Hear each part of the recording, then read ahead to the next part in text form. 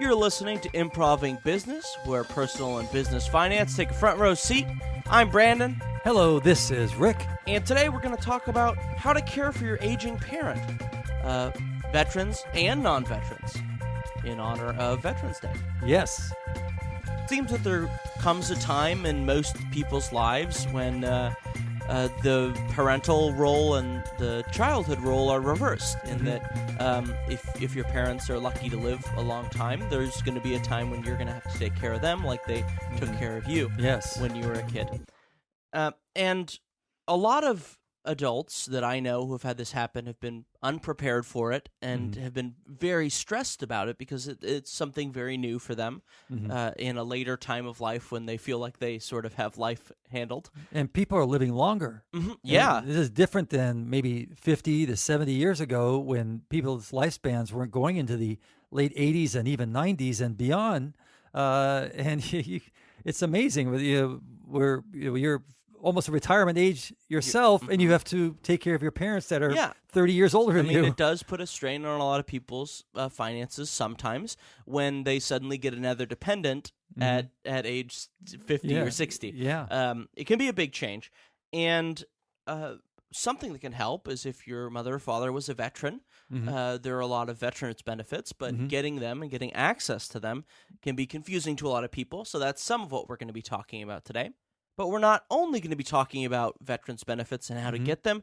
We're going to be talking generally about how to help your parent, take care of your parents, while still managing your own life. Right. And a lot of these experiences that we're going to be talking about have been that we're experiencing in this predicament right now, as far as aunts and uncles and parents, and also people that we know that are our age. As always, we start off with a story or two, sometimes as an analogy, sometimes stretching it to be an analogy. Yeah, just a little. But this one, since we will be talking about veterans, and we had Veterans Day just pass us by a few days ago, be talking about a couple of Korean War stories that your grandpa told me. And I don't know if you were familiar with these. I know he told you a lot of things, but I can remember when he was in Korea, and he actually went to Korea, and the war ended while he was there, but he did see combat. And for a couple months or something like that? More than that, maybe a year, a year or less than a year, but still, one day of combat is more enough. More than we can enough understand. These veterans, you can't ever understand what they go through.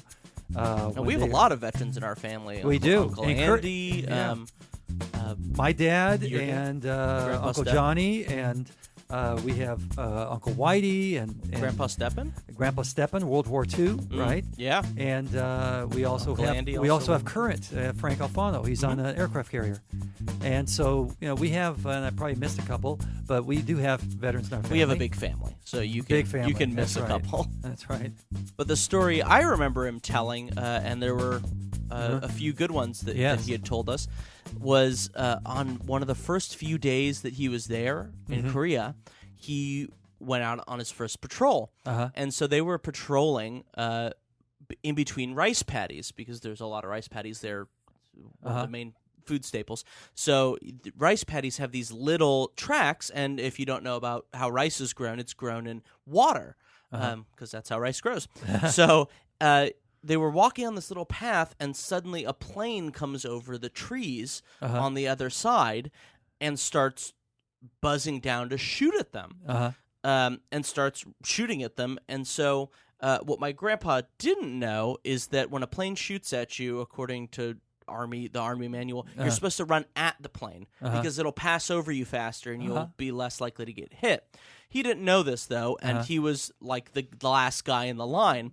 And so the guy two in front of him jumped into the rice paddy. The guy in front of him jumped into the rice paddy. So Grandpa jumped into the rice paddy because the two guys had it. Little did he know, everyone else in the platoon ran forward into the jungle. Yeah. So they're sitting in here, waiting. The plane goes over. They look up, and everyone's gone. Oh, wow. And they're looking around, and they don't really know what to do, so they just stay there, and they start realizing it's very, very smelly.